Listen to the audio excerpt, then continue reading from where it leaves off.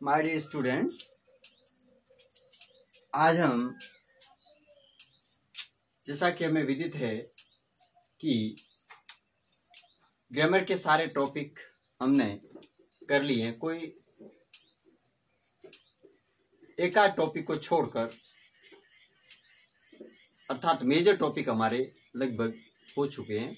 तो आगे हम बुक का, जो हमारी फर्स्ट बुक है, उसका गोल्डन रेज नाम की जो हमारी बुक है, गोल्डन रेज नाम से हमारी इंग्लिश की बुक जो फर्स्ट है, उसका लेसन नंबर फर्स्ट हम ट्रांसलेट करेंगे, समझेंगे। Lesson number first is the book that saved the earth. एक पुस्तक जिसने पृथ्वी को बचाया। ये एक प्रकार का ड्रामा है, अंदर कैरेक्टर्स है और उनसे हम सीन वाइज इसको हम पढ़ेंगे। तो इसमें the book that saved the earth में जो कैरेक्टर्स है वो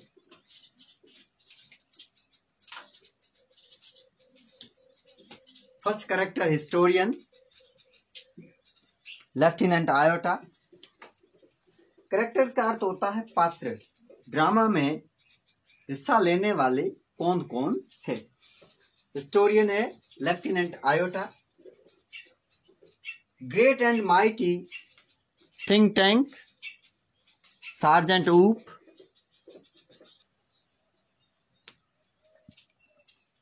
great and mighty think tank sergeant ऊप।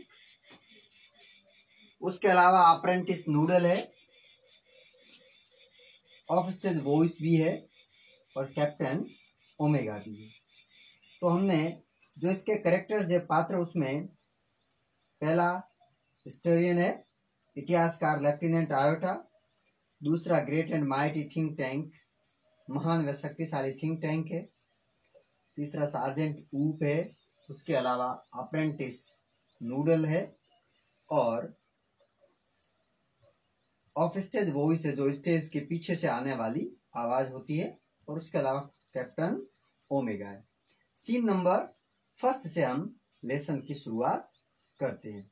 Scene number first, read and find out why was the 20th century called the era of the book। Century को हम पहले पिछली class में डिस्कस कर चुके हैं। CENTURY, century mean a time of 100 years, 100 years, a time of 100 years, जिसे शतक कह सकते हैं, शताब्दी कह सकते हैं, a time of 100 years। तो इसके साथ हमारे दिमाग में ये आता है कि 10 वर्षों का टाइम क्या होता है, क्या 10 वर्षों का जो समय होता है उसके लिए वन वर्ड कौन सा होता है। तो हिंदी में हम जानते हैं दशक जिसको कहते हैं, इंग्लिश में उसके लिए वर्ड यूज होता है डिकेड। कौन सा वर्ड यूज होता है? Decade, DECADE, decade. Decade mean a time of 10 years, a time of 10 years। तो यहाँ हमने एक नया वर्ड डिकेड को आइडेंटिफाई किया, सेंचुरी वर्ड इसमें आया हुआ है। Why was the 20th century called the era of the book? 20वीं सदी को या 20वीं शताब्दी को पुस्तकों का काल क्यों कहा जाता था? Era of the book, era of the book, पुस्तकों का काल क्यों कहा जाता था? सेकंड क्वेश्चन है, who tried to invade the earth in the 21st century? 21st या 21वीं शताब्दी में पृथ्वी पर आक्रमण करने का प्रयास किसने किया? इन्वेड, इन्वेड मीन आक्रमण करने वाला, आक्रमण करना। Invade is a verb, invade is a verb, invade, INVAD, invade, invade is a verb, आक्रमण करना, आक्रमण करना। रेगुलर वर्ब है, सेकंड फॉर्म इन्वेडेड है, and third form is also invaded. Invade से बनता है इन्वेडर, इन्वेड से बनता है invader, INVADER। Invader is a noun, आक्रमण करने वाला या जिसको आक्रांता भी कहा जाता है, आक्रांता। ओके, तो इन्वेड से क्या बना है, invader noun, invade. Who tried to invade the earth in the 21st century? 21st century में या 21वीं सदी में पृथ्वी पर आक्रमण करने का प्रयास किसने किया? ट्राई के सेकंड फॉर्म ट्राइड यूज हो रही है। अब हम सीन फर्स्ट के माध्यम से पढ़ रहे हैं कि इसमें किस प्रकार से ड्रामा शुरू होता है।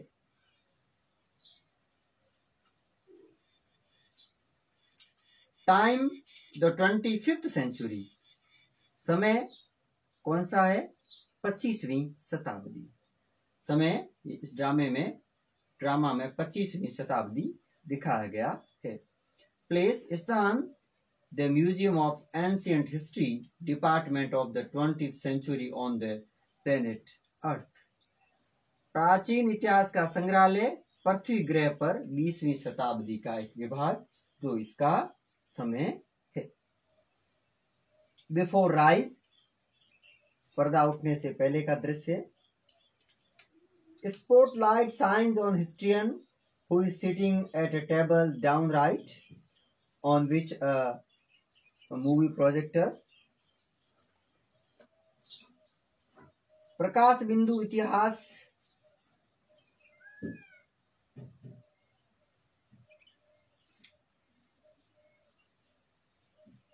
कार जो है, इतिहासकार है, उस पर पड़ता है, जो बिल्कुल दाहिनी ओर एक मेज पर बैठी हुई है।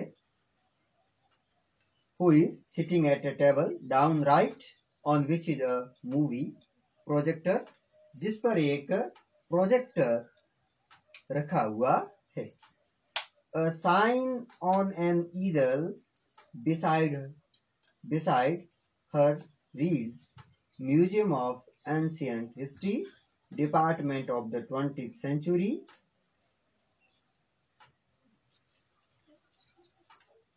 उसके बगल में एक जगह लिखा हुआ है प्राचीन इतिहास का संग्रहालय 20वीं शताब्दी का विभाग।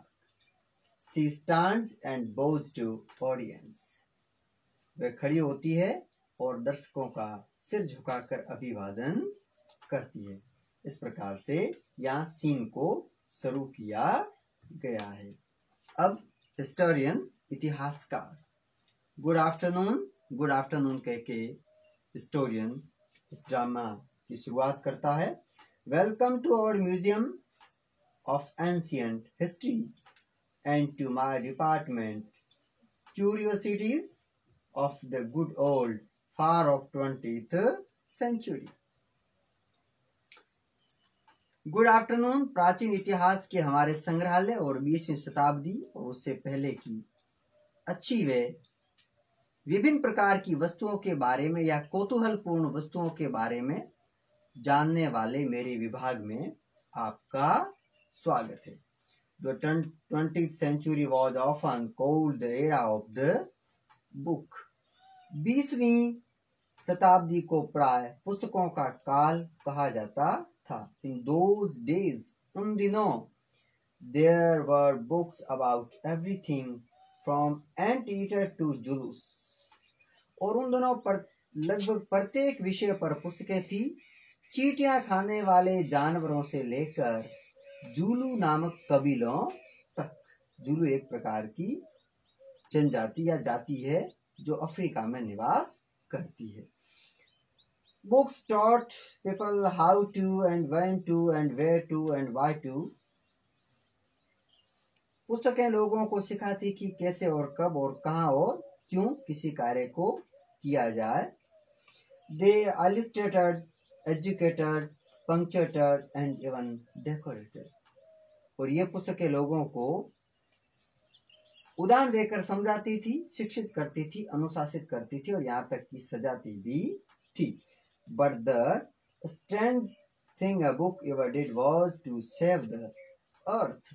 लेकिन सबसे विचित्र कार्य जो किसी पुस्तक ने किया था वो था पृथ्वी को बचाना, पृथ्वी को बचाना। You haven't heard about the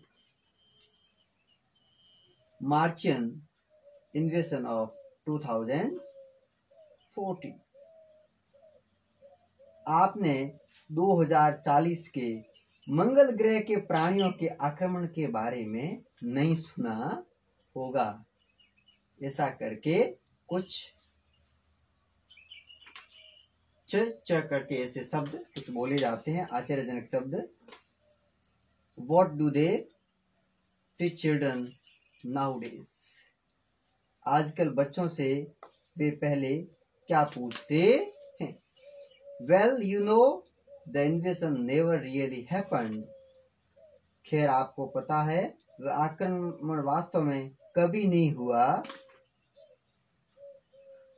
Because a single book stopped it। क्योंकि केवल एक पुस्तक ने उसे रोक लिया।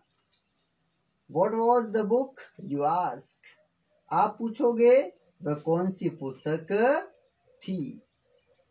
What was the book, you ask? A novel encyclopedia। एक सबसे अच्छी या उत्तम विश्व ज्ञान कोश, encyclopedia. A tom about rockets and missiles। रॉकेटों व मिसाइलों के बारे में एक बड़ा भारी ग्रंथ। A secret file from outer space। अन्य बाहरी ग्रहों की कोई गुप्त file. No, it was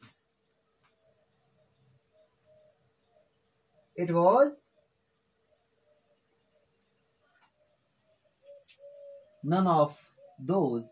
It was but here। Let me turn on the hysteroscope। नहीं, उसमें से कुछ भी नहीं था। मैं हिस्टेरोस्कोप को चालू करके आपको दिखाऊं। And show you what happened many centuries ago। कि बहुत शताब्दियों पहले क्या हुआ। In 2040 में। She turned on projector and points it left। वह इस प्रोजेक्टर को बाएं ओर घुमाती है।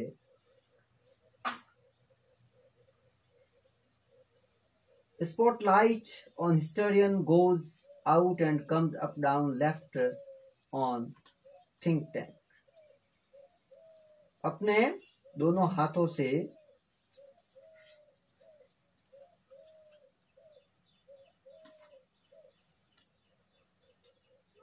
who is seated on a raised box, arms folded। He has a huge accept